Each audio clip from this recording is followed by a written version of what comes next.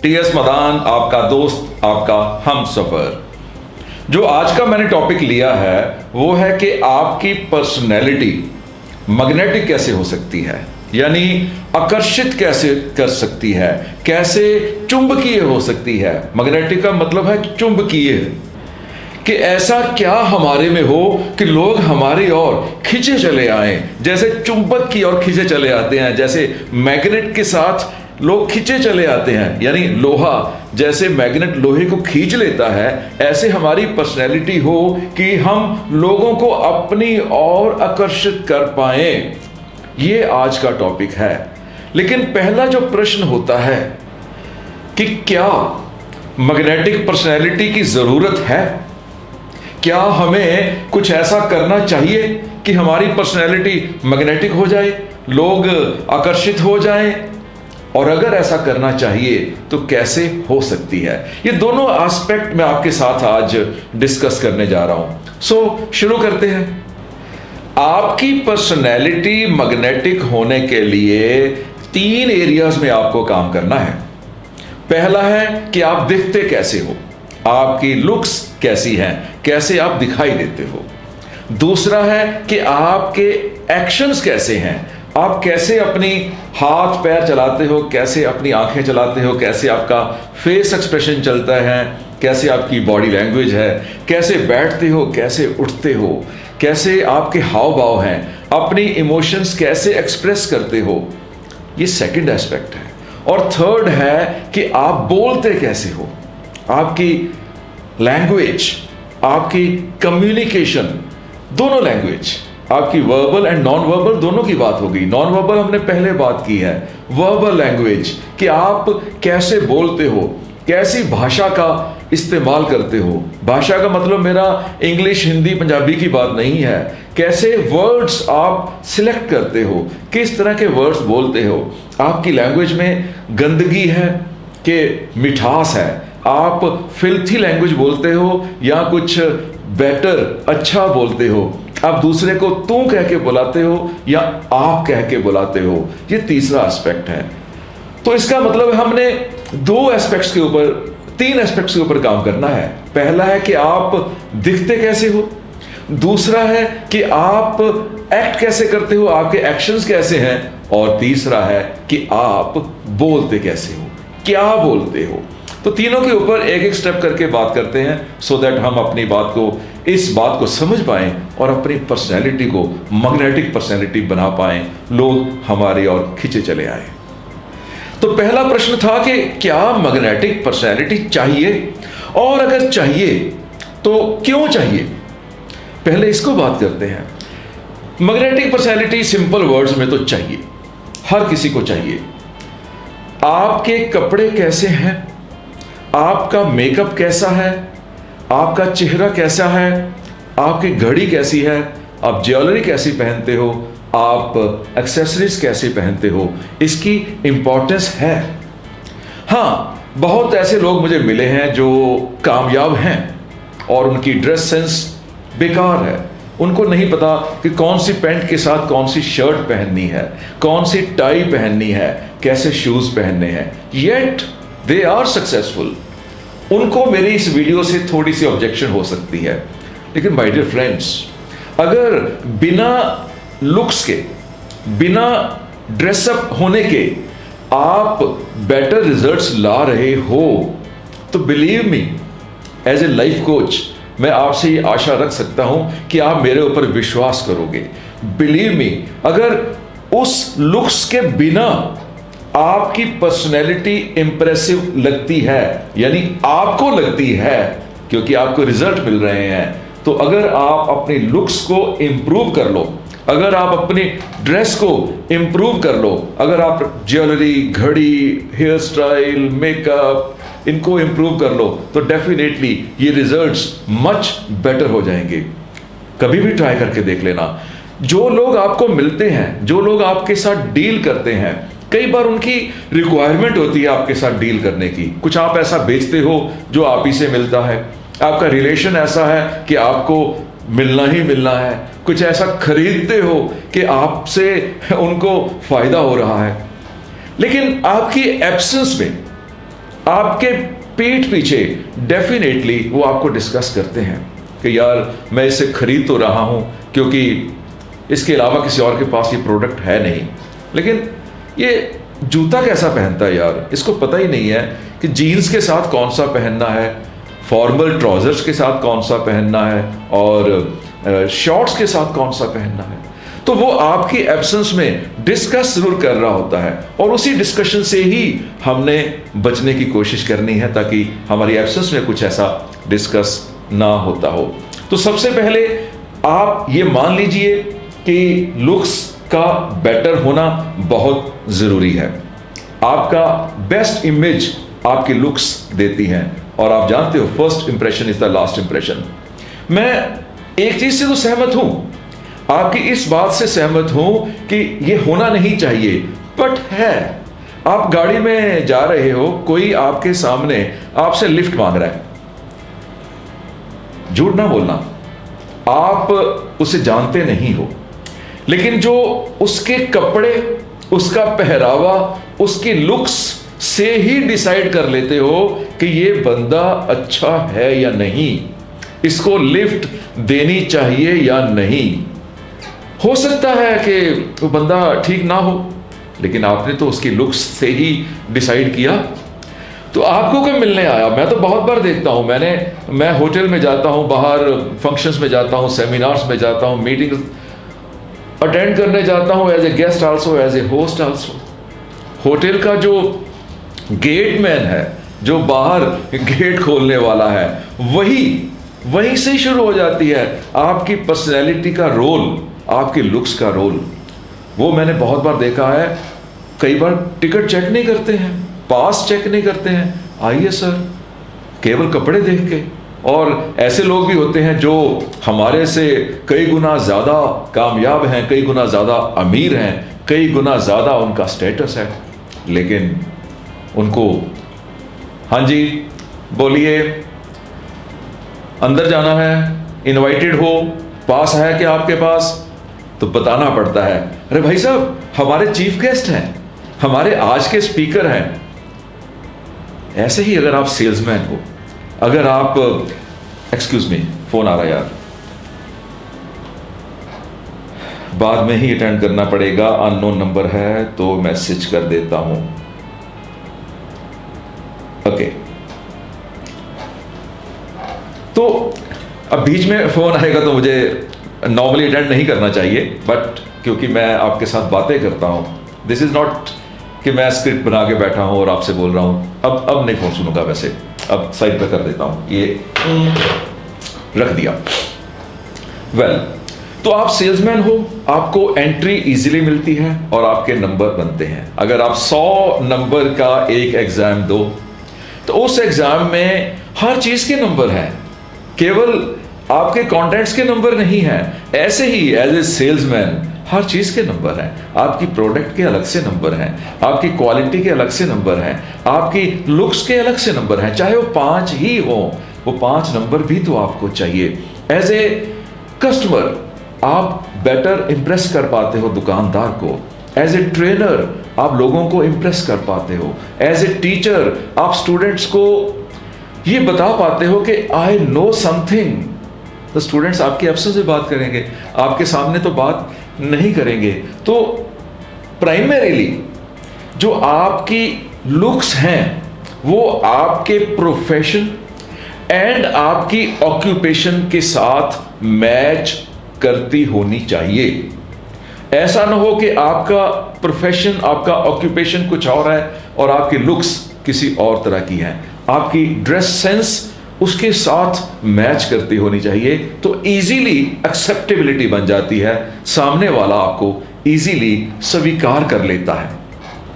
तो my dear friends, पहले हम कपड़ों की बात करते हैं। बेस्ट कपड़े पहनिए, इसके ऊपर मैं डिटेल में इस सब्जेक्ट में आज की वीडियो में नहीं जाऊंगा, इसके लिए मेरी एक अलग से वीडियो है कि खाओ खुद के लिए, पहनो दूसरों के लिए। डिटेल में आपको काफ़ी कुछ उसमें मिल जाएगा। वीडियो पुरानी है, काफ़ी देर पहले बनी थी, तो कुछ नई चीज़ें भी आ चुकी हैं। मेरी अपनी लुक्स चेंज हो चुकी हैं, तब मेरी दाढ़ी काली थी, अब मेरी दाढ़ी भी सफ़ेद हो गई है। तो आपके जो कपड़े हैं उनकी सिलेक्शन क्वालिटी ऑफ क्लोथ, क्योंकि बचपन में ही सुन लिया था कपड़ा मुंह से बोलता है। कपड़ा मुंह से बोलने का क्या मतलब है कि जो आपने कपड़ा पहना है वो बता देता है कि आप कितने कामयाब हो, कितने। आप प्रिटेंड नहीं कर सकते, आपकी ड्रेस आपके बारे में बोलती है। आप ये नहीं बता सकते कि मैं कितना कामयाब हूं कितना नहीं। तो कपड़े की क्वालिटी की सिलेक्शन, फैब्रिक की सिलेक्शन इस तरह से होनी चाहिए कि आपकी ऑक्यूपेशन एंड आपके प्रोफेशन को सूट करती हो। कोशिश कीजिए अच्छा ब्रांड लीजिए, अच्छी दुकान से लीजिए, अच्छे शोरूम से लीजिए। और उसके बाद जो सिलवाना है, अगर आपने टेलर से बनवानी है, अगर आपने रेडीमेड लिया है तो इट्स ओके, अगर आपने टेलर से बनवानी है तो आपका टेलर अच्छा होना चाहिए। कहीं ऐसा ना हो कि वो कहीं कंप्रोमाइज कर जाए। सस्ता होगा तो कंप्रोमाइज करेगा, कहीं बटन का धागा ढीला लगा देगा, कहीं आपकी मीटिंग में वो सिलाई निकल जाएगी या बटन ढीला हो जाएगा। पूरा दिन आपको आपकी वाइफ नहीं मिलने वाली है बटन लगाने के लिए। तो ना ही आपके पास कोई उस समय चांसेस हैं कि धागा और सुई हो कि आप बटन लगा पाओ। एक बार जुलूस निकल गया तो निकल गया। तो आपकी टेलर बेस्ट टेलर होना चाहिए आपका। जो अगर रेडीमेड लेते हो तो अच्छी दुकान से लीजिए, और अगर आप कपड़ा खरीद रहे हो तो बेस्ट फैब्रिक लीजिए। आपकी शर्ट, आपकी ट्राउजर्स, इसका कॉम्बिनेशन ऐसा होना चाहिए कि कहीं ऑकवर्ड ना लगे। या तो मैचिंग हो या कंट्रास्ट हो।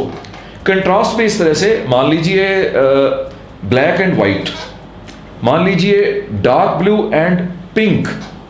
तो ऐसा ना हो कि हाँ, अगर मैचिंग है तो फिर white and grey, black and grey, light blue and dark blue. ऐसा ना हो कि आपने शर्ट पहन ली ग्रीन और ट्राउजर्स पहन लिए ब्लू। तो बहुत क्लियर है कि बंदे को कपड़ों के बारे में कोई नॉलेज नहीं है। और ये कहने की कोशिश ना करना this is my style, I love it. This is not a style. अगर आपको पता ही नहीं है तो style you will have to understand. Male लोगों के लिए फॉर्मल कपड़े हमेशा अलग होते हैं, पार्टी वेयर अलग होते हैं, ऑफिस के कपड़े अलग होते हैं, कैजुअल अलग होते हैं, सुबह घूमने के लिए अलग होते हैं, रात को सोने के लिए अलग होते हैं, खाना खाने के लिए अलग होते हैं। डिटेल में मैं एक एक स्टेप अलग से किसी वीडियो में दे दूंगा, इसको बहुत ज़्यादा लंबा करने वाला नहीं हूं।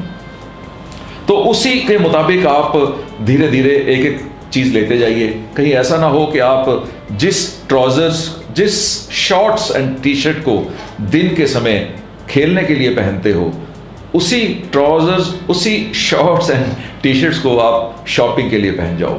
आपका सुबह सैर का जो ट्रैक सूट है वो डिफरेंट होना चाहिए। पार्टीज में, फॉर्मल पार्टीज में आपकी ड्रेस अलग है, और एग्जेक्टिव, एज ए एग्जेक्टिव आपके ऑफिस में, आपका वर्क प्लेस पे आपकी ड्रेस अलग है। एज ए परफॉर्मर स्टेज पे आपकी ड्रेस अलग है। तो डेफिनेटली इस एंगल को जरूर ध्यान में रखिए कि इस समय आप क्या कर रहे हैं और आपकी ऑक्यूपेशन क्या है, सो दैट आप उसके अकॉर्डिंगली ही ड्रेसअप हो पाओ। लेडीज एग्जैक्टली सेम चीज है। डिसेंसी का ध्यान रखना बहुत जरूरी है किसी भी हालत में। अगर आपका वो प्रोफेशन नहीं है, फॉर एग्जांपल आप मॉडलिंग में हो, फॉर एग्जांपल आप किसी फिल्म में ऐसा रोल कर रहे हो कि आपको ऐसे कपड़े पहनने हैं जो सोसाइटी इनडिसेंट मानती है, लेकिन वो रोल की रिक्वायरमेंट है, वो आपके फोटोग्राफ की, आपके शूट की रिक्वायरमेंट है, तो नो इश्यूज। लेकिन अगर आप सोसाइटी में घूमते हो तो डेफिनेटली डिसेंसी डजंट मीन कि कपड़े का साइज क्या है। डिसेंसी मीन्स कि दूसरे को उन कपड़ों में आप रिस्पेक्टेबल दिखाई दो, आप लवेबल दिखाई दो। तो उन चीज़ों का ध्यान रखिए। बहुत ज़्यादा हैवी ज्वेलरी केवल पार्टीज में पहनिए, ऑफिस में लाइट सा। आप वेस्टर्न पहनना है, आपने एथनिक पहनना है, आपने ट्रेडिशनल पहनना है। अगेन इन चीज़ों का सिचुएशन के मुताबिक, ऑक्यूपेशन के मुताबिक, एज के मुताबिक, टाइम के मुताबिक, ओकेजन के मुताबिक ज़रूर ध्यान रखिएगा। ज्वेलरी ऑलवेज एक ही मेटल की पहनिए। जब गोल्ड पहनना है तो सारी ज्वेलरी उस दिन गोल्ड होनी चाहिए, अगर सिल्वर पहनना है तो सारी ज्वेलरी उस दिन सिल्वर होनी चाहिए। दो मेटल ज्वेलरी एक ही दिन में नहीं सही लगती है। अगर आप नेल पेंट यूज़ करते हैं तो उसको डेफिनेटली एक तो कॉम्प्लीमेंटिंग होना चाहिए उस दिन के अटायर के हिसाब से, सेकेंडली फ्रेशली पेंटेड होना चाहिए, वो खुरदरा सा निकला हुआ नहीं सूट करता है। मेल एंड फीमेल दोनों के जो फुटवियर हैं वो भी कपड़ों के अकॉर्डिंगली ही होने चाहिए। अगर आप किसी ऐसे रिलीजन में हो जहाँ पर हेडगियर यूज़ होते हैं, चाहे वो आदमी हो, चाहे आप औरत हो, चाहे आप मर्द हो, चाहे आप ख्वातीन हो, तो हेडगियर यूज़ करते हो तो हेडगियर भी आप अपनी रिलीजन के हिसाब से, आप अपनी कम्युनिटी के हिसाब से ही यूज़ कीजिए, सो दैट आप बेस्ट प्रेजेंटेबल बन पाओ। आज की डेट में दुनिया की सबसे बड़ी इंडस्ट्री पैकेजिंग इंडस्ट्री है। पैकेजिंग, चाहे वो सेलोफेन पेपर है, चाहे वो रैपिंग पेपर है, चाहे वो क्राफ्ट पेपर है, चाहे वो कॉरुगेटेड बॉक्सेस हैं, चाहे वो लेमिनेटेड पेपर है, पैकिंग इंडस्ट्री सबसे बड़ी इंडस्ट्री है क्योंकि सबसे पहले पैकिंग बिकती है। फर्स्ट सेल कवर ही देता है, चाहे वो किताब हो, चाहे वो साबुन हो, चाहे वो ऑयल हो, चाहे वो विस्की हो, चाहे वो कंप्यूटर हो, चाहे वो मोबाइल फ़ोन हो। जो पहली सेल है वो केवल क्वालिटी, केवल आपकी लुक्स, केवल आपकी पैकिंग से ही मिलती है। तो हमने भी अपने आप को इस तरह से पैक करना है, हमने भी अपने आप को इस तरह से कवर करना है, इस तरह से प्रेजेंटेबल बनाना है कि हमारी पहली सेल हो जाए। एज ए सेल्समैन हम एक्सेप्ट हो जाएं, एज ए हस्बैंड हम एक्सेप्ट हो जाएं, एज ए वाइफ हम एक्सेप्ट हो जाएं, एज ए कस्टमर हम एक्सेप्ट हो जाएं, as a teacher, as a trainer, as a friend, as a politician, as a संत हम एक्सेप्ट हो जाएं। इस तरह से हमने ड्रेस को चुनना है, हमारी लुक्स ऐसी ही होनी चाहिए। ड्रेस के साथ साथ आपकी बॉडी हाइजीन का ध्यान रखना बहुत ज़रूरी है। आपने रेगुलर नहाना है, आपसे किसी तरह की भी बैड स्मेल नहीं आनी चाहिए, बैड ऑर्डर नहीं आना चाहिए। अच्छा डिओड्रेंट यूज़ कर सकते हैं, अच्छी परफ्यूम यूज़ कर सकते हैं। नहाने के समय भी बेस्ट क्वालिटी टॉयलेट सोप ही यूज़ कीजिए। आपके मुंह से भी बैड स्मेल नहीं आनी चाहिए। इलायची खाइए या च्युइंगम यूज़ कीजिए या कोई माउथ स्प्रे यूज़ कर लीजिए। अगर आप शेव बनाते हैं तो रेगुलर शेव बनाइए। अगर आप दाढ़ी को ट्रिम करते हैं तो एकदम क्लीनली ट्रिम कीजिए। अगर आपका रिलीजन, अगर आपकी कम्युनिटी आपको दाढ़ी बढ़ाने के लिए सजेस्ट करती है तो उसी तरह clean and neat and clean and tidy होनी चाहिए। अगर कहीं पर आप दाढ़ी को टाई करते हैं, कुछ रिलीजन्स में दाढ़ी को बांधने के लिए बोला गया है, तो वहाँ पर भी इस तरह से होनी चाहिए कि दूसरे को अनकंफर्टेबल ना लगे, दूसरे को अनटाइडी ना लगे, अनहाइजीनिक ना लगे। वो बहुत ज़रूरी है। कोई भी रिलीजन आपको अपने आइडेंटिटी बना के रखने के लिए ही बोलता है, पर एट द सेम टाइम आपको ये सजेस्ट नहीं करता कि आप आइडेंटिटी बनाने के चक्कर में प्रेजेंटेबल ना रहो। तो अपने प्रेजेंटेशन का ज़रूर ध्यान रखिएगा। एंड माय डियर फ्रेंड्स, आप उतनी देर बेस्ट ड्रेस्ड पर्सन नहीं कहलवा सकते जब तक आपकी स्माइल बहुत बढ़िया नहीं है। सो बहुत अच्छी स्माइल की प्रैक्टिस कीजिए। ऑलवेज स्माइल कीजिए, ऑलवेज मुस्कुराइए। केवल किसी को कहना कि कीप स्माइलिंग सफिशिएंट नहीं है, केवल सुनना, केवल समझना सफिशिएंट नहीं है। हर समय मुस्कुराते रहिए।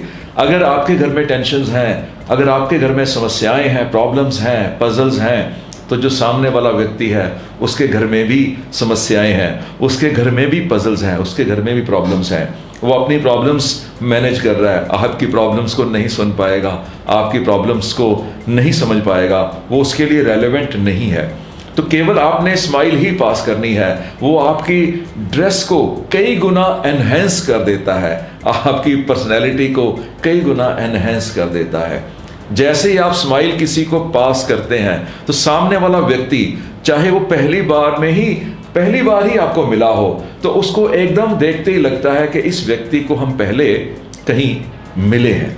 तो स्माइल की बहुत पावर है किसी को अट्रैक्ट करने में, किसी को आकर्षित करने में, किसी को अपने और खींच के लाने में। हाँ, टर्म्स एंड कंडीशंस अप्लाइड। आपके सामने कौन है, मौका कैसा है, कैसा सिचुएशन है, ओकेजन है, उस चीज़ को ज़रूर ध्यान में रखिएगा। ऐसा ना हो कि किसी शोक सभा में आप स्माइल करते बैठ जाओ, या ऐसा ना हो कि ऑपोजिट जेंडर को आप स्माइल दो और उसका मीनिंग गलत निकल आए। In general keep smiling. Well, dress के बाद, आपकी लुक्स के बाद, आपकी आउटर पर्सनैलिटी के बाद अब बारी आती है कि आपके एक्शंस, आप एक्ट कैसे करते हो, यानी आपकी बॉडी लैंग्वेज, आपके फेस एक्सप्रेशन, ये बहुत इंपॉर्टेंट है। आपका जो बैठने का स्टाइल, आपका चलने का स्टाइल, आपका बात करने का स्टाइल, आपके जेस्चर्स, आपकी बॉडी मूवमेंट्स, आपकी आंखें, आपके होंठ, आपके हर बॉडी पार्ट उस सिचुएशन के मुताबिक होना चाहिए। ऐसा ना हो कि आप एरोगेंट दिखाई दो, हाँ जी बहुत बढ़िया जी बोलिए।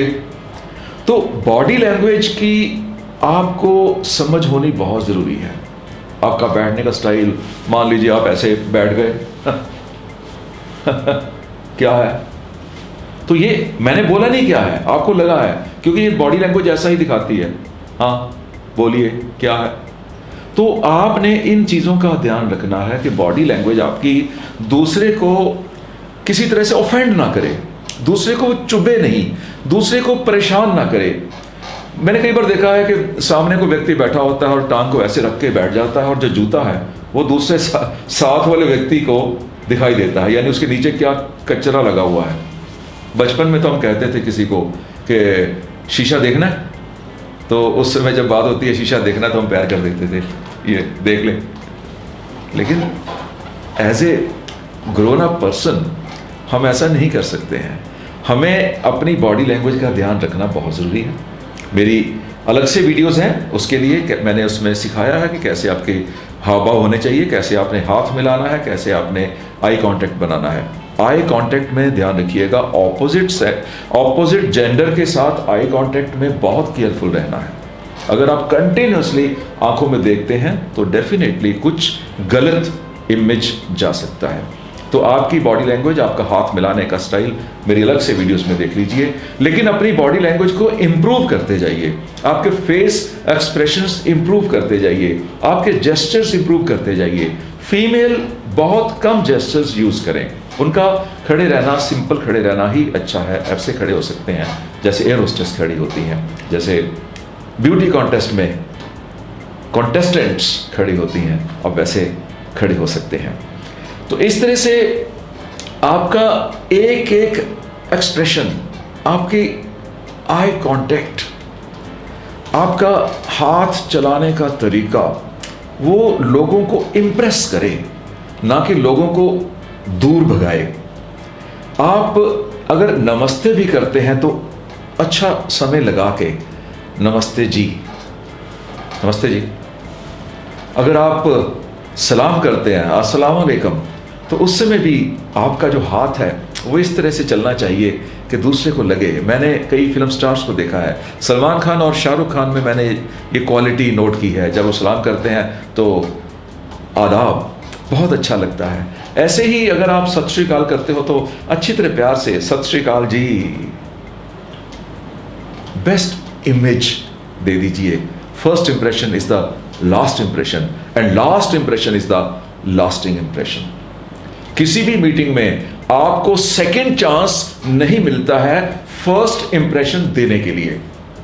आई रिपीट, किसी भी मीटिंग में आपको सेकेंड चांस नहीं मिलता है फर्स्ट इंप्रेशन देने के लिए, और सामने वाला व्यक्ति फर्स्ट 60 सेकेंड्स में ये डिसाइड कर लेता है कि वो आपके साथ डील करना चाहता है या नहीं, आपसे खरीदना चाहता है या नहीं, आपका कुछ बेचना चाहता है या नहीं, आपके साथ शादी करना चाहता है कि नहीं, आपके साथ दोस्ती करना चाहता है कि नहीं, आपका पड़ोसी बनना चाहता है कि नहीं। वो first 60 second of your body language ये सब कुछ डिस्क्राइब कर देती है।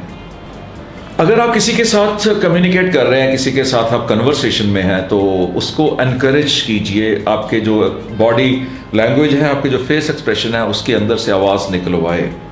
ओके ओके ओके, अच्छा अच्छा ठीक है। तब स्माइल देते हुए, अगर सिचुएशन ऐसी है तो उसको एनकरेज करते हुए, ओके दैट्स गुड, ओके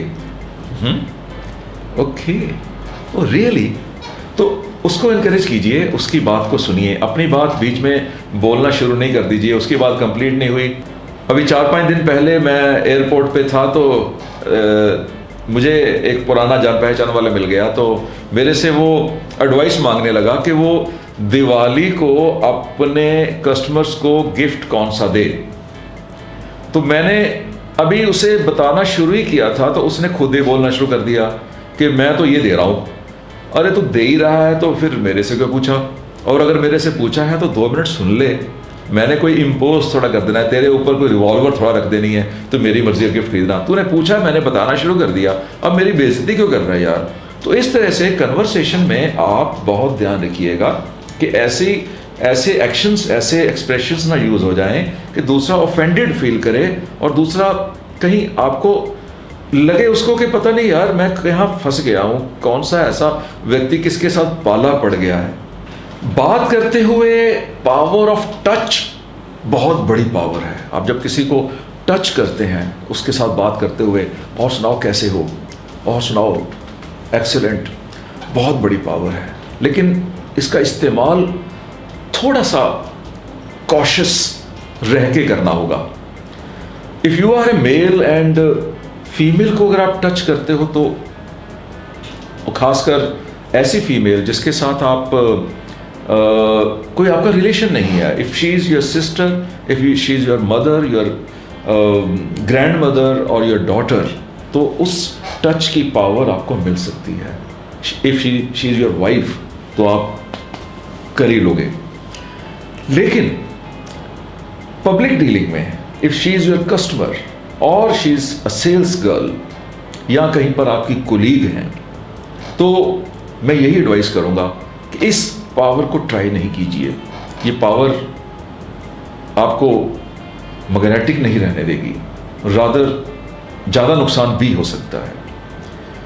आपके इंटेंशंस को गलत तरह से समझा जा सकता है, तो why to take the risk. तो फीमेल को ऐसे टच नहीं कीजिए unless she is your family member, और फैमिली मेंबर में भी अगर वो शी इज़ योर भाभी और शी इज़ योर आंटी और she is your sister in law, तो तब भी टच करने से पहले थोड़ा सा सोच लीजिए कि आपका रिलेशन वैसा उसके साथ बना है या नहीं।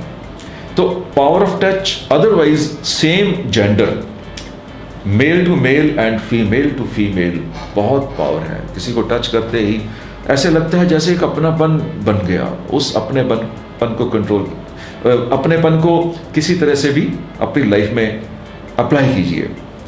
हग करना again very powerful, very powerful. अगर आपकी इंटेंशंस सही हैं तो उस हग को भी दूसरा व्यक्ति अच्छी तरह से रिसीव करेगा, और अगर आपकी इंटेंशन सही नहीं है तो दूसरा व्यक्ति ज़िंदगी में दोबारा आपके साथ कभी हग नहीं करेगा। जादू की झप्पी की बहुत पावर है अगर आप अच्छी इंटेंशन से दूसरे को झप्पी देते हो। अगर आप बुरी इंटेंशन से झप्पी देते हो तो लोगों को इतना तो लोग समझ जाते हैं कि आपके अंदर क्या चल रहा है। आप कुछ बेचने आए हो या आपके मन में कुछ गलत ख्याल है या आप केवल प्रिटेंड ही कर रहे हो कि मैं तेरे बहुत क्लोज हूँ, इतना तो आप भी समझते हो, इतना लोग भी समझते हैं कि एक्चुअली इसके अंदर चल क्या रहा है। तो आप ऐसा कोई भी रिस्क नहीं लीजिएगा किसी भी तरह से जब जादू की झप्पी की बारी आए। तो जो थर्ड एस्पेक्ट है मैग्नेटिक पर्सनैलिटी का, वो है आप बोलते क्या हो, कैसी भाषा का इस्तेमाल करते हो, कैसे वर्ड्स बोलते हो, वो बहुत ज़रूरी है। उन चीज़ों में आप एक्सपर्ट होने की कोशिश कीजिए। कोशिश कीजिए कि सामने वाला व्यक्ति आपको तू कहने का मौका ना दे। दोबारा समझाता हूँ कि जो भी आपके सामने व्यक्ति है आप उसको आप ही कह के बुलाइए। आप इंग्लिश में तुम के लिए भी यू है, आपके लिए भी यू है। इवन बहुत सी इंडियन लैंग्वेजेस में भी अगर सामने वाला बड़ी उम्र का है तो उसे भी तुम ही बोला जाता है।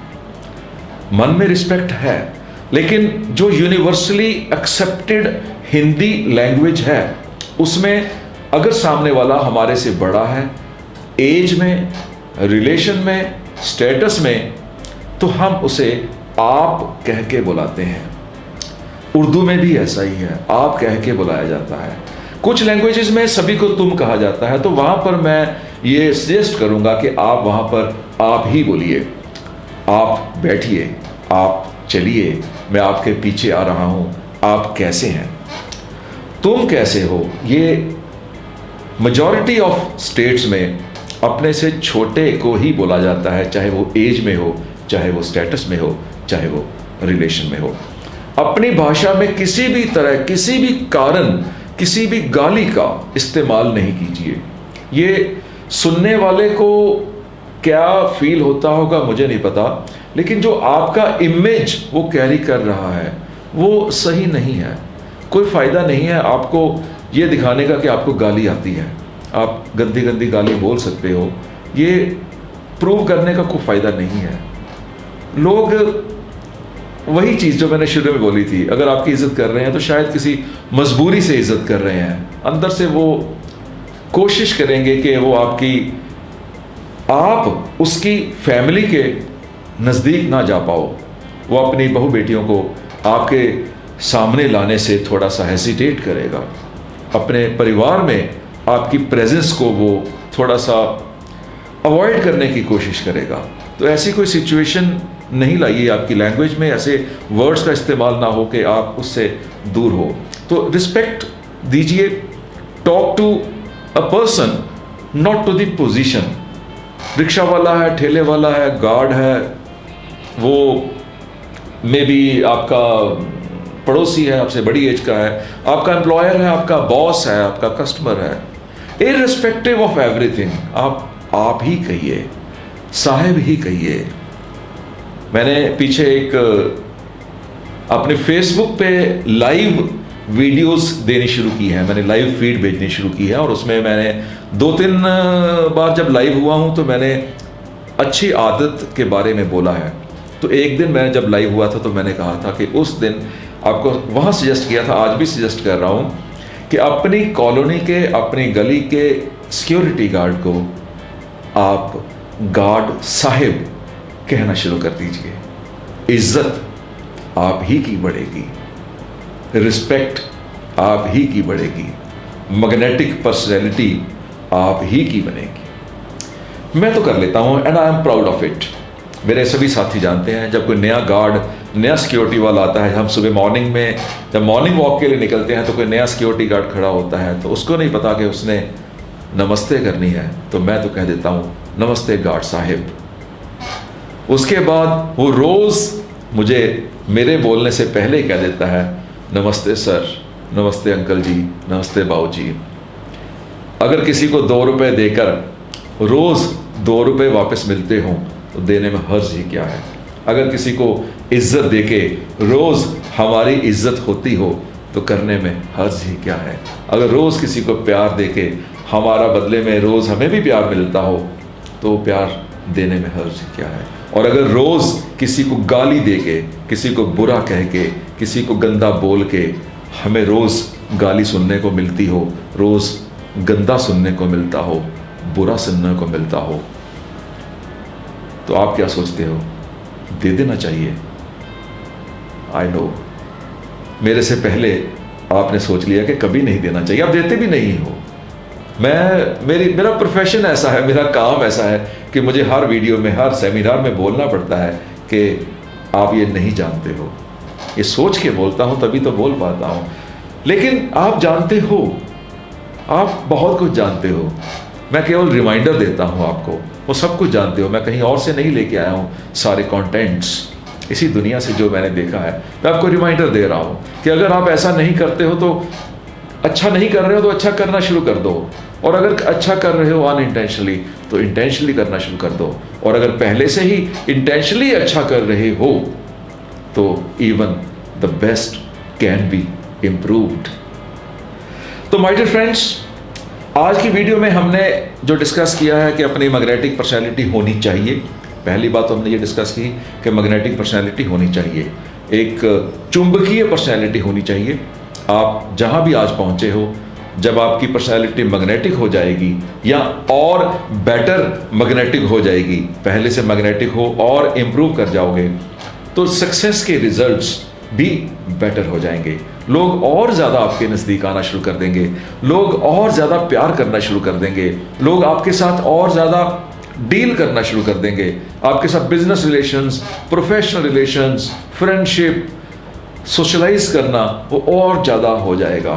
फेसबुक का ज़माना है, व्हाट्सएप का ज़माना है, ट्विटर का ज़माना है, लिंक्डइन का ज़माना है। इस ज़माने में आपका जो प्रोफाइल पिक है वो ही कई लोगों का मैंने देखा है कि इम्प्रेसिव नहीं होता है। वो अजीब से तरीके से अपनी पिक खींचते हैं, कई बार उनको ये भूल भी जाता है कि अपनी पिक पे स्माइल भी देना होता है। तो मुझे 2-3 मैं आपको दिखाता हूँ कैसी कैसी पिक लोगों की आती हैं, अपने ही करके दिखाऊंगा। पहले देखिए एक और दिखाता हूँ।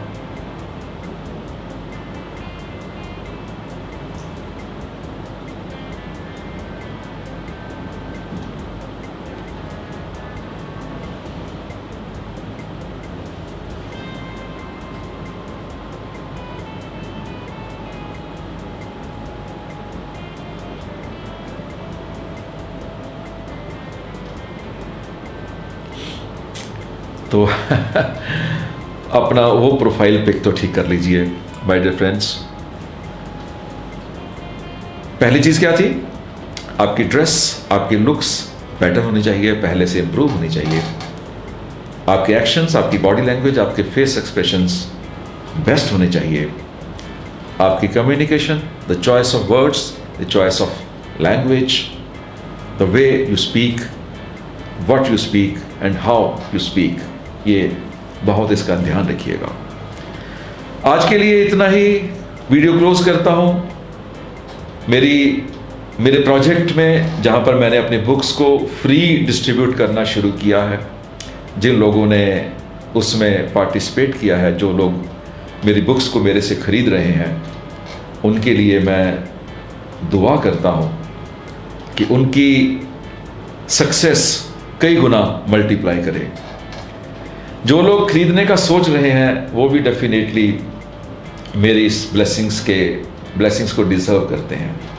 जो खरीद नहीं पा रहे, खरीदना चाहते नहीं हैं या अफोर्ड नहीं करते हैं, उनसे मेरी रिक्वेस्ट है कि मुझे एटलीस्ट एक व्यक्ति ऐसा मिला दीजिए जो ये बुक्स को खरीद के फ्री बंटवा सके। इतना मैं डेफिनेटली वादा करता हूं कि इन बुक्स के ऊपर जितने पैसे एडवर्टाइज़र दे रहा है, जितने पैसे आप दे रहे हो, मैं आपको बिजनेस माइलेज, आपकी प्रोफेशनल ब्रांड बिल्डिंग उससे कई गुना ज़्यादा कर दूंगा। आज की डेट में मैं 1000 किताबें 15,000 रुपये में दे रहा हूँ। उसके बैक पेज पे आपकी एडवर्टीजमेंट दे रहा हूँ, आपका मैसेज दे रहा हूँ। ये 1000 किताबें 1000 फैमिलीज में पहुँचेंगी, ये तो डायरेक्ट पब्लिसिटी है। आप इमोशनली जुड़ोगे, ये उसका फ़ायदा है, क्योंकि किताब से वो फैमिली चेंज होगी, वो आपके साथ कनेक्ट हो जाएगा इमोशनली। इसके अलावा मैं कहाँ कहाँ फ़ायदा आपको दे सकता हूँ वो शायद आप अभी नहीं समझ पाओगे। जिन लोगों को मिल चुका है वो जानते हैं। मेरे फेसबुक प्रोफाइल पे भी आपको आने का मौका मिल सकता है, मेरे यूट्यूब चैनल पे पार्टिसिपेट करने का मौका मिल सकता है। हम आपस में बार बार मिल सकते हैं, हम आपस में फ़ोन पे बात कर सकते हैं। मैं आपके ब्रांड को छोटा मुंह बड़ी बात कह रहा हूँ। आपके ब्रांड को जितने आपने पैसे मुझे देने हैं उससे कई गुना ज़्यादा बड़ा बना सकता हूँ।